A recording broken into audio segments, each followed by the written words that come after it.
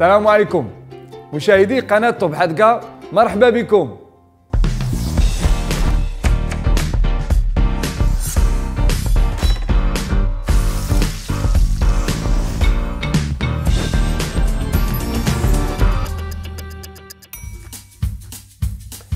في هذه الحلقة غادي نوريكم كيفاش نصيبوا غريبة والحرشة والموفين. باش نوجدوا هذه الوصفة غادي نحتاجوا الحليب، الزيت، البيض، الموفين هوم ميد ايديال، حرشة الهوم ميد ايديال، غريبة الهوم ميد ايديال. وها هما المقادير غادي يبانوا على الشاشة.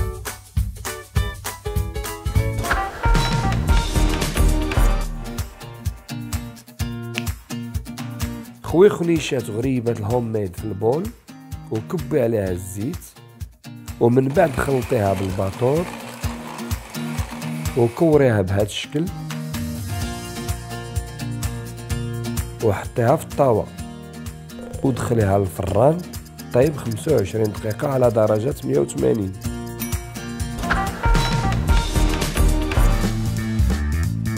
خوي خنيشات الحرشة هوم ميد ايديال في البول وكبي عليها الحليب وزيدي عليها الزيت، ومن بعد خلطيها كلشي بسباتول.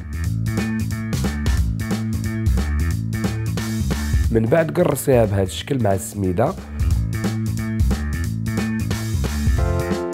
وحطيها في الطاوه ودخليها للفران طيب 25 دقيقه على درجه 180.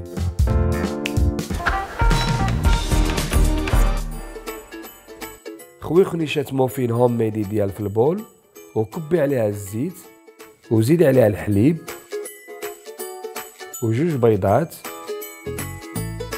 ومن بعد خلطي كلشي بالباطور وخوي فيها ثلثين ديال الخنشه ديال الحبيبات الشوكولاته هوم ميد وعاودي خلطي بالسباتول، ومنين تسالي ديري الخليط في جيب حلواني. ودابا ديري القويعطات في المول وكبي فيهم الخليط، ومن بعد زينيهم بحبيبات الشوكولاته اللي شيدتي ودخليهم للفران يطيبوا 20 دقيقه على درجه 180. باش تعرفي الموفين ديالك واش طاب ولا مازال، خدي عويد وخشيه وخرجيه، الا بقى ناشف وما لصقاتش فيه العجينه عرفيه راه طاب. ودابا جا الوقت باش تفني وتبيني المهاره ديالك. كنقترح عليك الا بغيتي تزيني، خدي الكريم الشوكولا وزوقيه بهذا الشكل وزيدي الكريم ديال الفريز وحطي فوق منهم حبيبات الشوكولاط وشويه ديال الكركاع والزبيب ودردري عليهم الكاكاو وشويه ديال السكر كلاصي. والان يمكن لك تقدميهم لحبابك وضيافك بالصحه والراحه.